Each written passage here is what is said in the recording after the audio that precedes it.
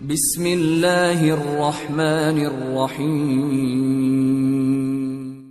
کاش میں یہ جان سکتا کہ سما کی ماں کے قاتل کون ہیں۔ اب تم تینوں ماں بیٹی واپس حویلی چلی جاؤ، میں آمنہ کی لاش تلاش کرنے کی کوشش کرتا ہوں۔ اس پر حویلہ بولی اور ابی حقیق کو مخاطب کر کے اس نے کہا، اے میرے باپ، ہم تینوں واپس نہ جائیں گی، بلکہ ہم تینوں بھی آپ کے ساتھ مل کر آمنہ کی لاش تلاش کریں گی۔ ابی حقیق جواب میں کچھ کہنے ہی والا تھا کہ ابو قیس بھاگتا ہوا وہاں آیا۔ وہ بے حد پریشان اور حواس باختہ ہو رہا تھا۔ ابو قیس جب ان کے پاس آ کر رکا تو ابی حقیق اس کے قریب آیا اور جذبوں کے انہدام میں دبی دبی آواز میں اس نے اس سے پوچھا، اے ابو قیس، یہ تیری حالت کیا ہو رہی ہے؟ تو کہاں سے باغا باغا آ رہا ہے؟ ابو قیس نے پہلے اپنی سانس کو درست کیا، پھر اس نے تلخی حیات میں ڈوبی خوف انگیز آواز میں پوچھا، کیا تم یہاں سما کی ماں آمنہ کی لاش تلاش کر رہے ہو؟ ابی حقیق فوراً بول پڑا، ہاں ابو قیس، ہم یہاں آمنہ ہی کی لاش تلاش کر رہے ہیں۔ اس پر ابو قیس بولا، آمنہ کی لاش تو میں اٹھا کر اس کے گھر چھوڑ آیا ہوں۔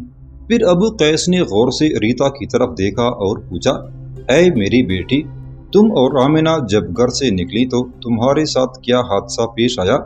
ریتا نے روتی ہوئی آواز میں کہا، اے ابو قیس، جس وقت آپ ہماری بکریاں واپس لے کر گئے، اس کے ساتھ ہی میں اور بھی گھر سے نکل کر ادھر آئی تھی۔ جب ہم اس جگہ پہنچی جہاں ہم کھڑی ہیں تو ہماری پشت کی طرف سے 3 سوار نمودار ہوئے۔ انہوں نے آتی ہی آمنہ پر تلواریں برسائیں اور اسے موت کے گھاٹ اتار دیا۔ پھر میں بھاگ کر گھر گئی اور جب ہم چاروں یہاں آئے تو یہاں آمنہ کی لاش نہ تھی۔ اے ابو قیس، آپ کیسے ادھر آ گئے اور کیسے آپ کو خبر ہو گئی کہ میری آمنہ کو قتل کر دیا گیا ہے؟ ابو قیس نے اپنی آنکھوں سے امڑتے آنسو پونچھتے ہوئے کہا، آمنہ اور کبشہ کے قاتلوں کا تعلق ایک ہی گروہ سے ہے۔ اس پر ابو حقیق نے چونک کر پوچھا، کیا کبشہ بھی قتل ہو گئی؟ ابو قیس نے روتی آواز میں کہا، ہاں، میری نواسی کبشہ بھی ماری گئی۔ سنو، میں تم لوگوں کو اس کی تفصیل بتاتا ہوں۔ اے ریتا میری بیٹی، جب میں تمہارے ہاں سے بکریاں لے کر نکلا تو وہ مجھے تنگ کرنے لگی، بھاگ بھاگ کر واپس گھر کو جاتی تھی اور انہیں سنبھالنا میرے لیے بڑا دشوار اور مشکل ہو رہا تھا۔ میں نے جب انہیں چڑی مار کر اپنے آگے آگے ہنکانا شروع کیا تو ایک بکری اس طرف بھاگی جہاں اس وقت ہم کھڑے ہیں۔ میں ابھی اس بکری کے پیچھے ہی بھاگ رہا تھا کہ قریب ہی مجھے ایک خوفناک نسوانی چیخ سنائی دی، اور اس چیخ کی آواز میرے لیے شناسا اور میری سماعت کے لیے اجنبی نہ تھی۔ میں جب بھاگ کر یہاں آیا تو یہاں آمنہ کی لاش پڑی تھی۔ اے ریتا میری بیٹی، یہاں کھڑے ہو کر میں نے تمہیں بہت آوازیں دی، لیکن تمہاری طرف سے کوئی جواب نہ پا کر میں آمنہ کی لاش اٹھا کر جب تمہارے گھر پہنچا تو وہاں میری بیٹی جمانہ بیٹی بین کر کے رو رہی تھی۔ میرے پوچھنے پر اس نے بتایا کہ جب میں تم لوگوں کی بکریاں لے کر تمہاری حویلی کی طرف آیا تو جمانہ کھانا تیار کرنے میں مصروف ہو گئی، جبکہ کبشہ دوسرے کمرے میں بیٹھی رہی۔ تھوڑی دیر بعد مطبخ میں جمانہ کو کبشہ کی کربناک چیخ سنائی دی، اور جب وہ بھاگ کر اس کمرے میں داخل ہوئی تو اس نے دیکھا وہاں کمرے کے فرش پر خون میں لتڑی ہوئی کبشہ کی لاش پڑی تھی، اور جمانہ کے دیکھتے ہی دیکھتے گلی میں 2 جوان وہاں کھڑے اپنے گھوڑوں پر سوار ہو کر بھاگ گئے تھے۔ اس کے بعد جمانہ بیچاری کبشہ کی لاش کو وہیں چھوڑ کر میری طرف بھاگ کھڑی ہوئی تھی، اور جب اس نے میرے کندھے پر رکھی ہوئی آمنہ کی لاش دیکھی تو وہ بیچاری کبشہ کو بھول کر آمنہ کے لیے رونے لگی تھی۔ اب جمانہ اس وقت وہیں سما کی حویلی میں آمنہ کی لاش کے پاس بیٹھی ہے۔ محلے کی کافی مرد عورتیں وہاں جمع ہو گئے ہیں، لہٰذا میں نے ان میں سے کچھ عورتوں کو اپنے گھر کی طرف بھیجا کہ وہ کبشہ کی لاش اٹھا کر سما کی حویلی میں لے آئیں۔ پھر میں کسی کو بتائے بغیر اس طرف بھاگا، کیونکہ میں ریتا سے متعلق بڑا فکر مند تھا۔ ریتا سے متعلق میرے 2 گمان تھے، اول یہ کہ حملہ آور اسے اٹھا کر لے گئے ہیں، دویم یہ کہ ریتا خوف و ڈر کے باعث کہیں چھپ کر دبک گئی ہے، لہٰذا میں دوبارہ اس کی تلاش میں اس طرف آیا۔ آؤ اب سما کی حویلی میں چلیں۔ سب چپ چاپ اور خاموش ابو قیس کے ساتھ ہو لیے، اور جب وہ حویلی میں داخل ہوئے تو انہوں نے دیکھا کہ گھر کے صحن میں آمنہ اور کبشہ کی لاشیں پڑی تھیں اور عورتیں بین کرتی ہوئی رو رہی تھیں۔ خنسا، خبیلہ اور ریتا بیچاری تو وہاں لاشوں پر کھڑی ہو کر ماتم کرنے لگی تھیں، جبکہ ابی حقیق اور ابو قیس افسوس کے لیے آنے والے مردوں کو بٹھانے کا انتظام کرنے لگے تھے۔ عدنان بن معد اپنے 2 ساتھیوں کے ساتھ سماک کو لے کر بنو سلیم کی طرف بڑھ رہا تھا، یہاں تک کہ رات کے اندھیرے ختم ہوئے، مشرق سے روشنی و رنگ کی لہریں سحر کی خبر دینے لگی تھیں۔ سماک اسی طرح اپنے گھوڑے پر بیٹھا تھا اور اس کے دونوں ہاتھ جو بندھے ہوئے تھے ان سے اس نے زین کا ہنہ پکڑ رکھا تھا۔ سحر طلوع ہونے پر سماک نے اپنے اطراف کا جائزہ لیا، اس نے اندازہ لگا لیا تھا کہ وہ ابھی بنو سلیم سے کافی دور تھے۔ پھر سماک نے اپنے دشمنوں کی طرف دیکھا، عدنان بن معد اپنے گھوڑے پر سوار اس کے آگے آگے تھا، جبکہ اس کے دونوں ساتھی اس کے پیچھے پیچھے آ رہے تھے۔ سماک نے کچھ سوچا، پھر اچانک گویا اس نے کوئی اہم اور بڑا فیصلہ کر لیا ہو، اس لیے کہ اس کی آنکھوں میں آگ اور خون کا ایک آشوب اتر آیا تھا۔ چہرے پر غضب آلود شکنیں پھیل گئیں اور ان شکنوں کے اندر ظلم کے خلاف خونی اشتہا اور ستم کے خلاف وحشی جذبے رقص کونا ہو گئے تھے۔ اس نے یہ بھی دیکھا کہ اس کے ہتھیار عدنان بن معد کے گھوڑے کی زین کے ساتھ بندھے ہوئے تھے جو اس کے آگے آگے جا رہا تھا۔ اپنے دل میں کوئی آخری فیصلہ کرنے کے بعد سماک بن خرشہ کی گویا ساری حیاتی، جبلی، وجدانی، جمالیاتی، منطقی اور عقلی قوتیں حرکت میں آ گئی تھیں اور اس نے اپنے آپ کو آزاد کرانے کا مکمل فیصلہ کر لیا تھا۔ ایک گہری مگر غضبناک ڈھاتی نگاہ اس نے صحرا کے اندر اس بوسیدہ گھسی پٹی راہ پر ڈالی جو بنو سلیم کو جاتی تھی۔ پھر اس نے ایک پروقار غصے کے ساتھ اپنے گھوڑے کو ایسی مہمیز لگائی کہ گھوڑا سیخ پا ہو کر بری طرح اچھل کود کرنے لگا اور ایک طرف بھاگ کھڑا ہوا۔ اس موقع پر جبکہ گھوڑا بھاگتے ہوئے بری طرح اچھل کود کر رہا تھا، سماک نے جان بوجھ کر اپنے آپ کو اپنے گھوڑے سے گرا دیا اور یوں بے سود سا ہو کر زمین پر پڑا رہ گیا تھا جیسے گھوڑے سے گرنے کی بنا پر اسے چوٹ آ گئی ہو۔ عدنان بن معد پہلے یہ سمجھا تھا کہ سماک اپنے گھوڑے کو سر پر دوڑا کر بھاگ نکلنے کی کوشش کرے گا، لیکن جب سماک اپنے گھوڑے سے گر کر زمین پر بے سود پڑا رہ گیا تب عدنان بن معد نے اندازہ کر لیا کہ گھوڑے کے سیخ پا ہونے پر سماک اس سے گر گیا ہے۔ اس موقع پر عدنان بن معد نے اپنے ایک ساتھی کو مخاطب کر کے کہا، تم دونوں میں سے ایک آگے بڑھ کر سماک بن خرشہ کو دیکھے اور اسے اٹھائے، میں اتنی دیر تک اس کا گھوڑا پکڑ کر لاتا ہوں۔ اس کے ساتھ ہی عدنان بن معد نے اپنے گھوڑے کو ایڑ لگا کر صحرا کے اندر بے راہ ہو کر بھاگنے والے سماک کے گھوڑے کے پیچھے سرپٹ دوڑا دیا تھا تاکہ سماک کے گھوڑے کو پکڑ کر وہ واپس لائے، جبکہ اس کے دونوں ساتھیوں میں سے ایک اپنے گھوڑے کو وہیں روک کر کھڑا ہو گیا، جبکہ دوسرا ساتھی اپنے گھوڑے سے اتر کر سماک کی طرف بڑھا تاکہ اسے سہارا دے کر اٹھا سکے۔ وہ قریب آ کر چاہتا ہی تھا کہ سماک کو اس کے بازو سے پکڑ کر اسے اٹھنے میں مدد دے کہ سماک اس سے پہلے ہی حرکت میں آیا اور اپنے دونوں بندھے ہوئے ہاتھوں میں ریت بھر کر اس نے اس کی آنکھوں میں جھونک دی، اور جس وقت وہ اپنی آنکھیں صاف کرنے لگا تھا سماک فوراً اٹھ کھڑا ہوا اور اس کی تلوار اس کے میان سے کھینچ کر اس نے اس کی گردن کاٹ کر رکھ دی تھی۔ دوسرا ساتھی بجائے اس کے کہ وہ آگے بڑھ کر سماک پر حملہ آور ہو جائے، وہ سماک سے ایسا خوفزدہ ہوا کہ وہ چلا کر عدنان بن معد کو اپنی مدد کے لیے پکارنے لگا تھا۔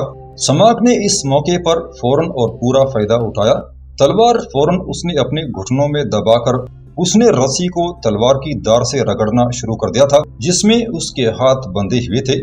اس نے فوراً رسی کاٹ دی، پھر وہ تلوار سنبھال کر عدنان بن معد کے دوسرے ساتھی کی طرف بھاگا تھا۔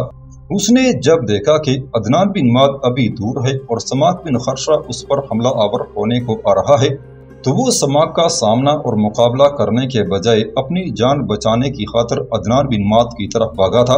سماک نے اسے جا لیا تھا اور ایک ہی بار میں اس نے اس کا کام تمام کر کے رکھ دیا تھا۔ عدنان بن معد نے اپنے ساتھی کے پکارنے کی آواز سن لی تھی اور اپنے گھوڑے کو موڑ کر وہ اپنے ساتھی کی طرف تیزی سے بڑھنے لگا، جبکہ سماک کا گھوڑا بھی تھوڑی دور جا کر پھر سماک کی طرف واپس آ رہا تھا۔ قریب آ کر عدنان بن معد نے جب دیکھا کہ سماک بن خرشہ نے نہ صرف یہ کہ اپنے بندھے ہوئے ہاتھ کو لیے ہیں بلکہ اس کے دونوں ساتھیوں کو بھی تہ تیغ کر دیا ہے تو وہ غصے میں انجانے آسیب اور آلاؤ کی گرماہٹ جیسی حالت اختیار کر گیا تھا۔ اس نے اپنی ڈھال سنبھالی، نیزہ تانا اور اپنے گھوڑے کو اس نے تیزی سے سماک پر حملہ آور ہونے کو دوڑا دیا تھا۔ اس کے دوسرے ساتھی کا کام تمام کرنے کے بعد سماک فارغ ہوا تھا۔ سماک سنبھل کر اور مستعد ہو کر کھڑا ہو گیا تھا۔ اسی لمحہ عدنان بن معاذ نے اس کے پاس آ کر اپنا گھوڑا روکا اور سماک کو اس نے اپنا نیزہ مارا تھا۔ سماک نے فوراً اس کے نیزے پر تلوار مار کر پیچھے ہٹاتے ہوئے اپنا دفاع کیا تھا، لیکن اسی لمحہ عدنان بن معاذ نے اپنی ڈھال پوری قوت سے سماک کے سر پر دے ماری۔ بھاری اور وزنی ڈھال بری طرح سماک کے سر پر لگی تھی۔ اس کا سر ایک جگہ سے پھٹ گیا تھا اور خون بہنے لگا تھا، اور اس کے ساتھ ہی سماک زمین پر گر گیا تھا۔ عدنان بن معاذ اپنے گھوڑے کو موڑ کر پھر سماک کی طرف بڑھا تھا۔ اتنی دیر تک سماک نے کوشش کی تھی کہ اس کے مرنے والے ایک ساتھی کی ڈال اٹھا کر وہ عدنان بن معاذ کا مقابلہ کرے، پر عدنان بن معاذ نے اسے ایسا کرنے کی مہلت نہ دی۔ اپنا گھوڑا موڑ کر وہ دوبارہ اس کے سر پر آ رکا اور نیزے سے وار کیا۔ سماک نے پھر پہلے کی طرح اس کے نیزے پر تلوار مار کر اپنا دفاع کیا، پر عدنان نے بھی پہلے جیسی کارروائی کی اور اپنی ڈھال اس نے بڑے زوردار طریقے سے اس بار سماک کے سر پر دے ماری تھی۔ ڈھال لگنے سے سماک کے شانے پر زخم آ گیا تھا اور وہاں سے اس کا لباس بھی پھٹ گیا تھا اور دوبارہ وہ توازن کھو کر لڑکھڑایا تھا، پر اس بار وہ زمین پر نہ گرنے پایا۔ لڑکڑاتے وہ عدنان بن معاذ کے مرنے والے ایک ساتھی کی طرف بھاگا اور لپک کر اس کی ڈال اٹھا لی تھی۔ اتنی دیر تک عدنان بن معاذ اپنے گھوڑے کو گھما کر پھر اس کے سر پر آ رکا تھا، لیکن اس بار ڈھال مل جانے کی وجہ سے صورتحال مختلف تھی اور سماک پہلے کی نسبت کہیں زیادہ باعزم اور پرحوصلہ دکھائی دے رہا تھا۔ قریب آ کر عدنان بن معاذ نے پھر سماک کو نیزہ مارا۔ سماک نے پہلے کی طرح تلوار مار کر اس کے نیزے کو روک دیا تھا، اور جب حسب سابق ابن معاذ نے سماک کو ڈال ماری تو سماک نے اس کی ڈال کو اپنے ہاتھ آنے والی ڈھال پر روکا۔ پھر بجلی کے کوندے کی طرح اس نے اپنی ڈال علیحدہ کی اور ابن معاذ کے گھٹنے پر دے ماری تھی۔ ڈھال اس زور سے ابن معاذ کے گھٹنے پر لگی تھی کہ وہ درد کی شدت سے بلبلا اٹھا تھا، اور اسی کرب میں اپنا توازن کھو کر وہ اپنے گھوڑے سے گر گیا تھا، لیکن صورتحال کا مقابلہ کرنے کے لیے وہ فوراً اٹھ کھڑا ہوا تھا۔ اسی دوران سماک بھی تیزی سے حرکت میں آیا۔ ابن معاذ کے گھوڑے کی زین سے لٹکتا ہوا خود اتار کر اپنے سر پر بھی جمایا۔ ہاتھ میں پکڑی ہوئی تلوار اور ڈھال اس نے پہن کر ابن معاذ کے گھوڑے کی زین سے لٹکتی اپنی تلوار اور ڈھال بھی اس نے لے لی تھی۔ ہاں، وہ زین کے ساتھ اپنی زرہ اتار کر نہ پہن سکا تھا، ایسا کرنے کے لیے اسے وقت درکار تھا، اور اس دوران ابن معاذ حملہ آور ہو کر اسے نقصان پہنچا سکتا تھا۔ بہرحال سماک خم ٹونک کر عدنان بن معاذ کے سامنے آیا۔ عدنان بن معاذ کو اب سماک پر یہی برتری حاصل تھی کہ وہ زرہ پہنے ہوئے تھا، جبکہ سماک بغیر زرہ کے تھا۔ سماک جب ابن معاذ کے سامنے آیا تو ابن معاذ نے اسے مخاطب کر کے کہا، اے ابن خرشا، تو نے میرے ان دو ساتھیوں کو دھوکہ دے کر جو ہلاک کیا ہے، تو اس کی سزا تجھے میں ہر حال میں دوں گا۔ اس پر سماک نے ابن معاذ کو مخاطب کر کے کہا، اے ابن معاذ، تو دیکھتا ہے کہ تیرے دو ساتھیوں کو تو میں پہلے ہی موت کی نیند سلا چکا ہوں، اب تیری باری ہے، اور تو یہ بھی دیکھتا ہے کہ تیرے ساتھی کی تلوار اور ڈھال پہن کر اب میری گرفت اپنی تلوار اور ڈھال پر ہے۔ پھر سماک آندھیوں کے ہولناک تپیڑوں کی طرح آگے بڑھا اور ابن معاذ پر حملہ آور ہوا تھا۔ ابن معاذ نے سماک کے وار کو اپنی ڈال پر لیا، اور جب سماک نے اسے اپنی ڈال مارنا چاہی تو ابن معاذ نے اس کی ڈال کو اپنی تلوار پر روک لیا تھا، لیکن سماک اس سے کہیں زیادہ تیز اور چوکس ثابت ہوا۔ جس ہاتھ میں سماک نے ڈال پکڑ رکھی تھی، اس ہاتھ کی کوہنی اس زور سے اس نے ابن معاذ کے چہرے پر ماری تھی کہ ابن معاذ چکرا کر زمین پر گر گیا تھا۔ سماک ایک طرف ہٹ کر کڑا ہوتا ہوا بولا، اے ابن معاذ، اٹھ اور پھر میرا مقابلہ کر، میں تجھے ایک اور موقع اپنے بخت آزمانے کو دیتا ہوں، ورنہ تو جانتا ہے کہ جس طرح تو زمین پر گرا ہے میں آگے بڑھ کر بآسانی تیری گردن کاٹ سکتا ہوں۔ سماک کے کہنے پر عدنان بن معاذ اپنی جگہ پر اٹھ کھڑا ہوا۔ سماک دوبارہ اس پر حملہ آور ہوا۔ اس بار عدنان بن معاذ دھوکہ کھا گیا، کیونکہ سماک نے اپنی تلوار اس کے بائیں شانے پر گرانے کے لیے بلند کی تھی، اور جب اس سمت ابن معاذ نے اپنا دفاع مکمل کیا تو سماک نے چشم زدن کے اندر اپنی تلوار اس کے دائیں شانے پر گرا دی تھی، اور سماک کی تلوار ابن معاذ کی آہنی زرہ کی کڑیاں کاٹ کر اس کے شانے کو چیرتی ہوئی نکل گئی تھی۔ کسی جڑ سے اکڑے ہوئے پیڑ کی طرح ابن معاذ زمین پر گرا اور پھر اس نے دم توڑ دیا تھا۔ سماک نے سب سے پہلے اپنے گھوڑے کو پکڑ کر زین سے لٹکتی اپنی چاگل سے پانی پیا، پھر شانے اور سر کا زخم دھوکر اس نے خرجین سے مرہم نکال کر زخموں پر لگا دی تھی۔ پھر اس نے عدنان بن معد کے گھوڑے کی زین سے اپنا تیروں سے بھرا ہوا ترکش، اپنی کمان اور زرہ اتار کر اپنے گھوڑے کی زین کے ساتھ باندھی تھی۔ اس کے بعد اس نے مرنے والے تینوں کو ریت کے اندر دبا دیا تھا، جبکہ ان کے گھوڑوں کو مار مار کر اس نے وادی القرا کی طرف بھگا دیا تھا۔ پھر سماک اپنے گھوڑے پر سوار ہوا اور صحرا کے اندر بلک آ کر بنو سلیم کی طرف جانے والے راستے پر اپنے گھوڑے کو وہ سرپٹ دوڑا رہا تھا۔ تھوڑی دور آگے جا کر صحرا کے اندر ایک نالا آ گیا تھا اور جس کے اندر سرما کی بارشوں کے باعث پانی ایک پتلی لکیر بہتی ہوئی دکھائی دے رہی تھی، اور جاڑی کے باوجود اس نالے کے کنارے دور دور تک ہری ہری گھاس دکھائی دے رہی تھی۔ اس نالے کے بلند کنارے پر سماک نے اپنے گھوڑے کو روک لیا۔ تھوڑی دیر تک وہاں رک کر وہ نالے کے اندر بہنے والے پانی کی پتلی سی اس لکیر کو دیکھتا رہا۔ پھر تھوڑی دیر کے لیے اس کی نگاہیں نالے کے بلند کناروں پر جم گئی تھیں۔ شاید کوئی اگلا قدم اٹھانے کے لیے اس نے کوئی فیصلہ کر لیا تھا۔ اس کے ساتھ ہی وہ اپنے گھوڑے سے اتر کھڑا ہوا تھا۔ اپنے گھوڑے کے منہ سے سماک نے دہانہ اتار دیا۔ اپنا تیروں سے بھرا ترکش اور ڈال اپنی پیٹھ پر اس نے باندھ لی، کمان کندھے پر لٹکا لی تھی۔ اپنی زرہ اس نے گھوڑے کی زین کے ساتھ ہی لٹکی رہنے دی تھی۔ پہلے گھوڑے کو کان سے پکڑ کر وہ نالے کے اندر لے گیا۔ وہاں گھوڑے کو پانی پلانے کے بعد وہ پھر کنارے پر آیا اور ہری ہری گھاس چرنے کو اس نے گھوڑے کو کھلا چھوڑ دیا تھا۔ خود سماک اس نالے کے کنارے ایک ٹیلے کی اوٹ میں ہو کر بیٹھ گیا تھا۔ پھر ایک دم ہی وہ اٹھ کھڑا ہوا، دوبارہ گھوڑے کے پاس آیا، زین کے ساتھ لٹکتی پانی کی چاگل اس نے کھول لی اور خرجین کے اندر سے سفید رنگ کی ایک تیلی نکال کر وہ دوبارہ اس ٹیلے کی اوٹ میں آ بیٹھا تھا۔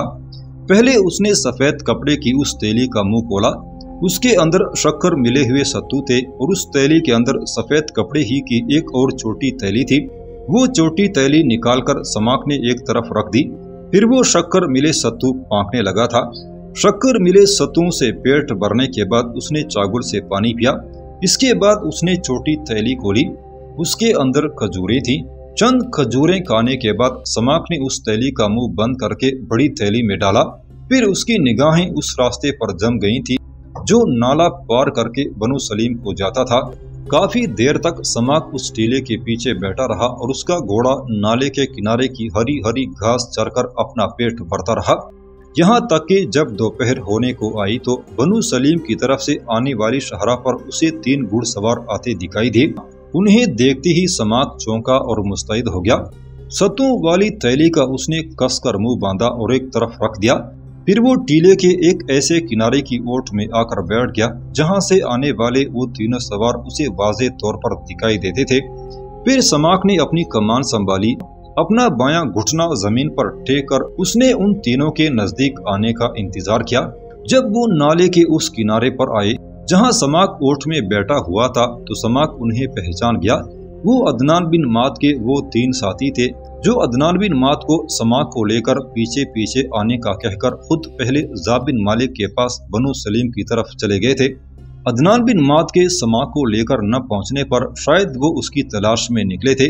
سماک نے اپنے ترکش سے کچھ تیر نکال کر اپنے پاس رکھے اور ایک تیر چلے پر چڑھا کر اس نے ان تینوں کی شست لے لی تھی۔